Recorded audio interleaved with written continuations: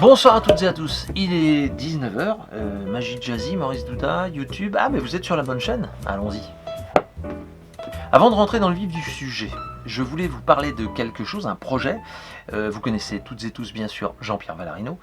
Jean-Pierre m'a contacté, c'est un ami, et il voudrait que l'on vous propose voilà, un atelier de perfectionnement sur, eh bien justement, sur quoi ? Voilà, donc lâchez-vous dans les commentaires, et puis début 2021, on va vous proposer quelque chose, un atelier de 2h30, 3h, peut-être 4, on va voir, je ne sais pas, ça sera en visio, ce sera payant bien évidemment, mais tout le monde y trouvera son compte, et puis ça vous permettra de travailler surtout certaines choses que vous avez envie de bosser. Donc n'hésitez pas à me mettre dans la description ce que vous voulez travailler, je le proposerai, je le soumettrai à Jean-Pierre, et puis on va essayer de vous monter un atelier, avec échange bien sûr, puisque ce sera interactif. Donc j'attends, lâchez-vous dans les commentaires et puis on en reparle très très vite dans les prochaines vidéos. Ce soir, le livre dont je veux vous parler, eh bien, c'est celui de Earl Nelson, L'art du close-up. Je sais, vous allez me dire, il est épuisé. Mais si vous allez sur les brocantes magiques, ça vous permet de rencontrer des magiciens, ou encore sur les sites d'occasion magique, vous pouvez le trouver.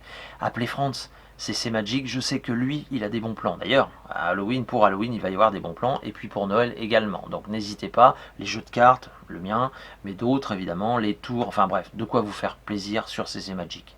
Ce soir, j'ai décidé de sortir de ce jeu en vol, qui est un effet qui cartonne sur le public, je peux vous le dire. Même sur les magiciens, ça marche très très bien.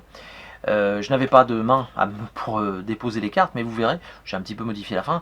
Mais sinon, dans les mains du spectateur, c'est vraiment une tuerie. Et d'ailleurs, pour la petite histoire, le premier qui a combiné ces deux effets très percutants, eh bien c'est Phil Goldstein. Voilà. Et puis Earl Nelson en a fait sa version.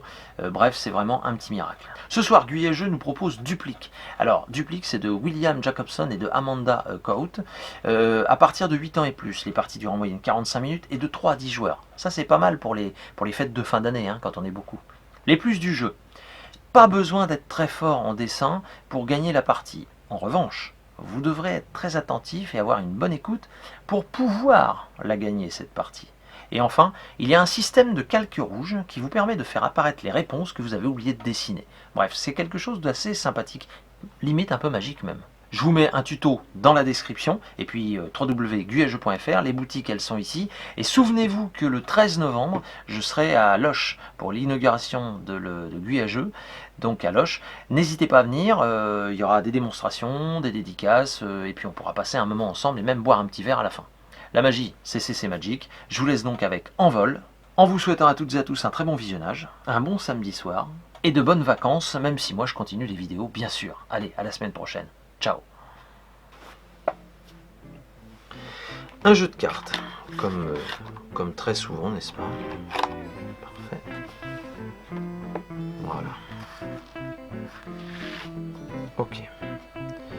Donc, j'ai préparé sur le jeu, en fait, les 4 as.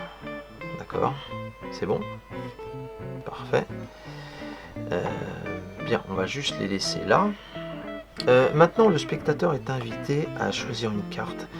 Alors en fait, on fait défiler les cartes comme ceci, d'accord? Et il m'arrête sur n'importe quelle carte. Tenez par exemple le roi de pique. Ok, donc roi de pique comme ceci avec les as. Donc souvenez-vous, dessous nous avons le premier as noir, le deuxième as noir que l'on va mettre comme ceci. Ce qui fait que avec les as rouges qui sont dessus, on va prendre en sandwich votre carte, le roi de pique. Voyez-vous? Dessous les deux as rouges. Parfait. On fait juste ça au-dessus du jeu et instantanément on a, bah oui, une carte qui disparaît, c'est évidemment forcément le roi de pique. Alors je vous rassure tout de suite, en fait la carte est juste partie quelque part, dans le milieu du paquet bien sûr.